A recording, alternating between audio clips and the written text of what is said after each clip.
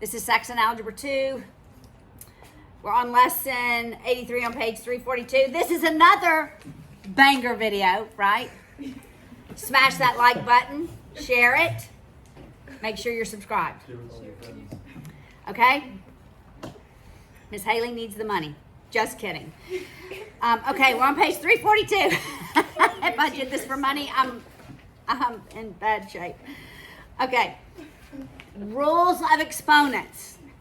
Tell me a rule of exponent you already know. An exponent raised to an exponent, you multiply. Okay, so x squared to the fourth is? X to the eighth. You multiply. All right, what's another rule?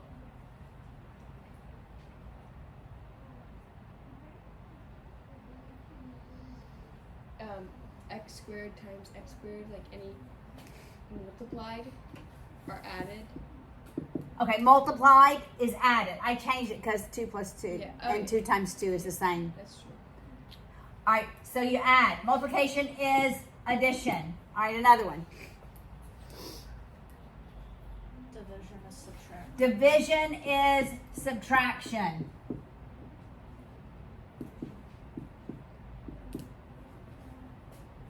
All right, 5 minus 1. All right. If the exponent is negative, then you flip it. Okay, if we have like x to the negative 3, that's the same thing as 1 over x cubed. Or 1 over x to the negative 1 is the same thing as x to the negative 1. Okay, so we multiply, we add, we subtract. When do we divide?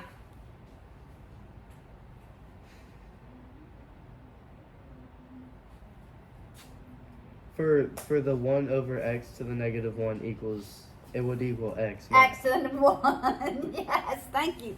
Thank you. This is when we divide.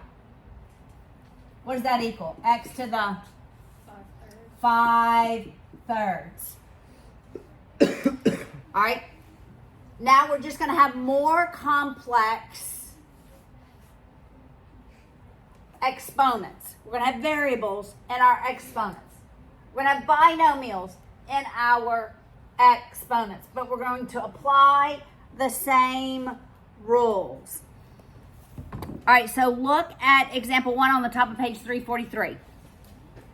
First, I want you to tell me, what rule am I going to apply?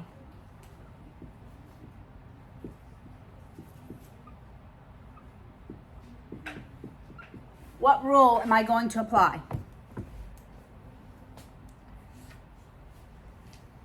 Addition. Addition. Multiplication is addition. So I'm going to add the exponents. For x, it's going to be a plus a over 2. For y, it's going to be 2x plus 3x over 4. Can I combine those? Are they like terms? Are these exponents like terms? No. Yes, they need a common denominator. Is what I know. All right, so a over 2, can that be written as 1/2 a? Is that the same thing? Yes, it is. Is 3x over 4 the same thing as 3/4 x? It is. All right, so we're going to write a over 2 as 1/2 a, and this is a whole a. So I do want a common denominator. I don't change the value of a term if I multiply it by what's effectively 1. So I'll multiply this first term by 2 over 2. Then I have, how many a's do I have? 3 halves. So x is to the 3 halves a. You can write it like that. You can write it 3a over 2. I prefer to write it 3 halves a. Does that make sense so far? All I did was add the exponents, right? All right, now let's look at x. If this is 3/4 x, we're going to add 2x to it. I just need a common denominator, right? This is elementary. So I multiply by 4 over 4. I end up with 8/4 x plus 3/4 x. How many fourths do I have? 11. So y to the 11/4 x. Feels harder? Do we have to substitute? We do not have to do any substitution. Because like the x equal the x to the 3. Halves a. You could have substituted in here. Do we do that? No. We're just going to simplify. It feels harder, but it's the same rule, right? The rule has not changed. All right, let's look at the second example. All right, we have x to the a minus 2, y to the a plus 4, all over x to the a over 2, y to the 2a. What rule am I going to apply here? Subtraction. Division is subtraction. So I'm going to take the numerator minus the entire denominator for x.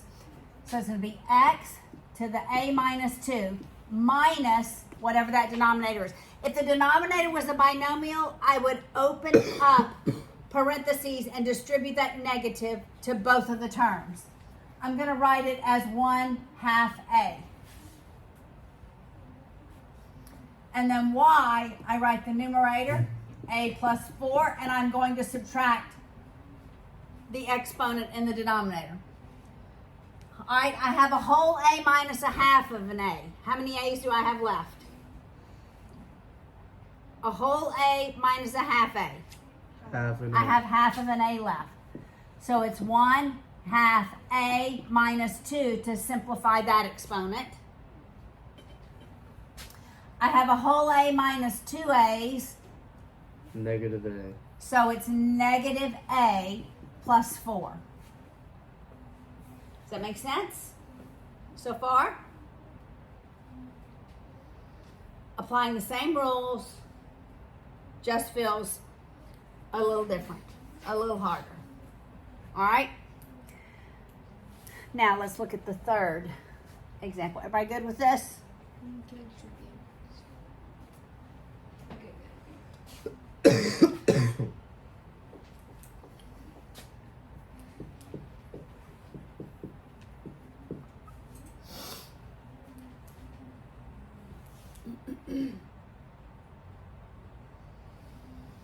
All right, here's the third example. What is the rule we're going to apply? Multiplication. Power raised to power, we multiply. We have a binomial inside. We're multiplying to both terms. You're distributing that 2 to both terms. So it becomes x to the 2a plus 4. Does that make sense?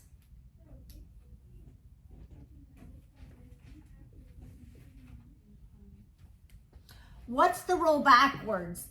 If the exponents are added, what has happened before that?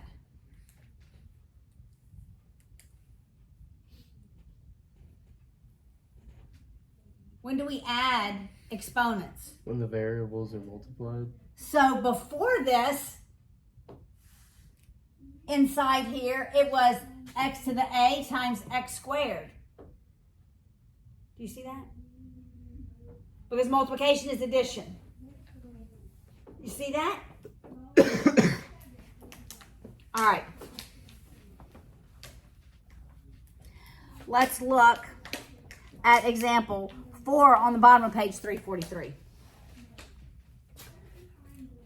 We have x to the a raised to the b, and we have y to the a raised to the b plus 2, all over x to the negative a. What rules are we going to apply? We have 2 rules to apply here. First, you can move the x to the top at x and make it XA. I could move that to the top, or I could see that division is subtraction. I do think in this case it's easier to move that x to the negative a and make it x to the a in the numerator. All right, what does this become? X to the AB. X to the AB. What does this one become? What do you think? Y to the AB plus 2A. Yes, y to the AB plus 2a. Both of those are distributed. All right, now can I simplify that any further? Multiplication is? Addition. I only want one variable in my base. So it becomes x, and I add their exponents, a plus ab to the y times y to the ab plus 2a. So the most simplified we can get is one variable raised to an exponent, which may be a binomial, or it could be a trinomial. All right, makes sense? Okay, that is that lesson.